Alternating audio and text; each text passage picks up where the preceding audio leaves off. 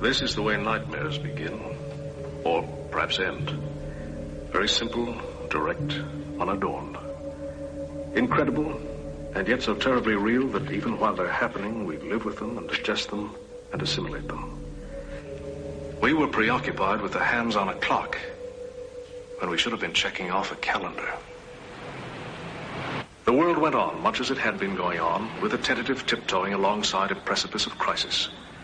There was Berlin to worry about, and Indochina, and Algeria, and all the other myriad problems, major and minor, that somehow had lost their incisive edge of horror because we were so familiar with them. And then, that's when we first heard that they had come. That's when we should have prepared ourselves for any eventuality. But we didn't. Instead, we milled around like frightened farm animals. Respectfully submitted for your perusal, a Canamet. Height a little over 9 feet. Weight in the neighborhood of 350 pounds. Origin unknown. Motives? Therein hangs the tale. For in just a moment, we're going to ask you to shake hands figuratively with a Christopher Columbus from another galaxy and another time. This is the Twilight Zone.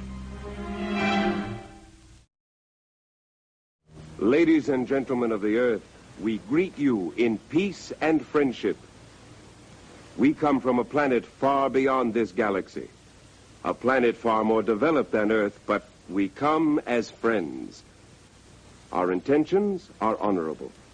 We desire above all things to help the people of Earth, to establish embassies here, and in the near future to set up reciprocal visits between Earth people and Canamets.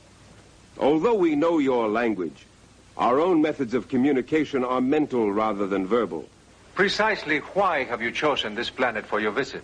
It has come to our attention that Earth has been plagued by both natural and unnatural catastrophes, all of which could easily be acted upon and prevented.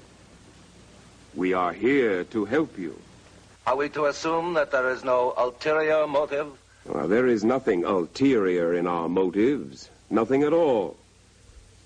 You will discover this for yourselves before too long, simply by testing the various devices which we will make available to you. We ask only that you trust us. Only that you simply trust us. Perhaps you watched this initial questioning. Most people on Earth did. And surely some of the questions asked by your representatives must have been identical to more than a few of your own. Because as a race, we are unaccustomed to charity. Brutality is a far more universal language to us than an expression of friendship from outer space. They were 9 feet tall enigmas who descended on us like locusts. But nobody was counting or worrying. Except perhaps a few professionals whose job it was to second guess. In a sense, I was one of these, a decoding specialist for the United States government. And this is where I got into the act. That Canamet, or whatever it is he calls himself, walked off and left this book yesterday at the UN. The White House seems to feel that if we can decipher what this book says, we can find out what these Canamets are up to. We've licked the title anyway. What does it say? To serve man. I hope so. I fervently hope so. Please check your guest visas. This is flight number 267 from Earth to our planet. But it's an entire planet, bigger than China. Besides, it's an opportunity to spread peaceful coexistence through an entire galaxy. Stand aside, please. I have diplomatic visa. They tell me they have a mean temperature of 76 degrees on their planet, and the sun never goes down. It's just one big holiday when you get there. They've even got a form of baseball or something like it. Leagues and everything, just like we've got. And the whole trip, billions of miles, only takes just a few days. Man, I don't think I'll want to come back once you do get there. And their clothing.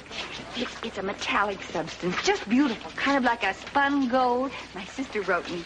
She says the day you land, they take you on a conducted tour of all their shops, and you can pick out as much of it as you want. We will be taking off in 3 minutes. Mr. Chambers, don't get on that ship. The rest of the book, it's a cookbook.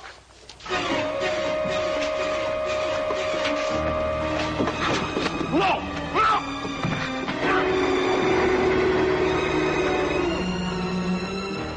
How about you?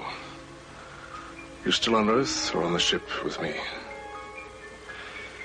really doesn't make very much difference because sooner or later, we'll all of us be on the menu. The recollections of one Michael Chambers, or more simply stated, the evolution of man. The cycle of going from dust to dessert. The metamorphosis from being the ruler of a planet to an ingredient in someone's soup. It's tonight's bill of fare from the Twilight.